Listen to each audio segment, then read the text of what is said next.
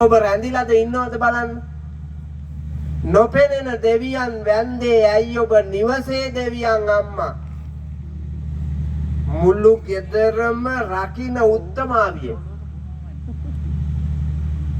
සක්‍ර දේවේන්ද්‍රයා ඉන්නේ දිව්‍ය ලෝකේ. සතරවරන් දෙවියෝ ඉන්නේ දිව්‍ය ලෝකේ. අනිකුත් දෙවිවරු ඉන්නේ දිව්‍ය ලෝකේ. හැබැයි අපේ ගෙදර අපිව රකින්න හම්බ කරලා ඇති වස්තුව රකින්න, ගෙදර මිනිස්කම රකින්න, ගෙදර ජීවය රකින්න, ගෙදර ආගම දහම රකින්න, ගෙදර සෞඛ්‍ය ආරක්ෂා කරන, ගෙදර ගෞරවය අභිමානය ආරක්ෂා කරන උත්තමාවිය අම්මා නිසා අම්මට දේවත්වයෙන් පූජනීයත්වයට පත් කරලා තියෙනවා. නොපෙනෙන දෙවියන් වැන්දේ ඇයි ඔබ නිවසේ දෙවියන් අම්මා. පුබ්බාචාර්ය මුල්ම ගුරු මාතාව අම්මා විශ්වවිද්‍යාලයේ ගෙදර. විශ්වවිද්‍යාලයේ මාත්‍යා භාෂාව දන්නේ නැති උන්ට උගන්වන්නේ නැහනේ. ඉස්කෝලේ භාෂාව දන්නේ නැති උන්ට උගන්වනද? ගොළුව ආපහු යනවා. කතා කරන්න දන්නේ නැති උන් යවනවා. හැබැයි අම්මාට හම්බ වෙන්නේ කතා කරන්න දන්නේ නැති එකෙක්. යටිගිරියෙන් කෑ ගහන එකෙක් විතරයි හම්බෙන්නේ.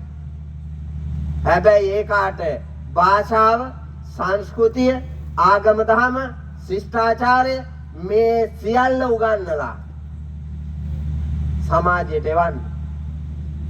ගුරුන් ගාවට එවන්නේ.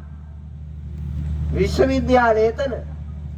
ඒ විශ්වවිද්‍යාලයේ උත්තමාවිය අම්මා, කුලපති අම්මා, විදුහල්පති අම්මා, ගුරුදෙව් අම්මා. ඔබේ ගෞරවය රැකලාද බලන්න අද කාන්තා දවසේ. ජීවයේ උල්පත අම්මා. මේ මානව ලෝකයේ ඉන්න ස්ත්‍රී පුරුෂ තරහා තිරමක් නැති සකල විද මානවයාම ජීවී වස්තුවක් හැටියට උත්තම මේ ලෝකේ බිහි කළ වද වේදනා දුක් කරදර පීඩා මැදින් අනන්ත මරණයත් ජීවිතයත් අතර සටනක් කරලා ස්නේහයෙන් දරු පැටියාව බිහි කරන උත්තමාවිය අම්මා, ජීවය දුන්න උල්පත ඇය. ඔබ මේ ගුණවලට සෑහේද බලන්න. ලෝකකාන්තා දිනේ සෑහේනම් ඒ මතම දරාගෙන ඉදිරියට යන්න වීරිය කරන්න. එතකොට පස්සෙන් සැප ලූ බඳිනවා.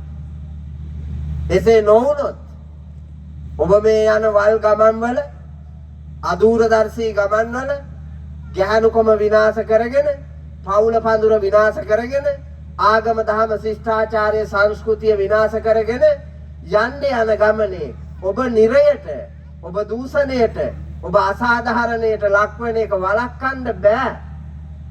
වළක්වන්න කියලා චන්ද්‍රිකා බණ්ඩාරනායක කුමාරතුංග මැතිණියගේ කාලේ ජී.එල්. පීරිස් මහත්තයා ලව්වා නීති පොත සංශෝධනය කළා. 363, 364, 365 මේ වගන්ති. දණ්ඩ නීති සංග්‍රහයේ මේවා සංශෝධනය කරලා අලුතෙන් නීති දැම්මා. මෙවුන්දලාට විමුක්තිය දෙන්න කියලා. මොනවද නීති? ගැහණියක් දූෂණය කරන්න පුළුවන් කියලා තිබ්බේ එක ක්‍රමයකට. මට මතක හැටියට 94 විතර වාගේ.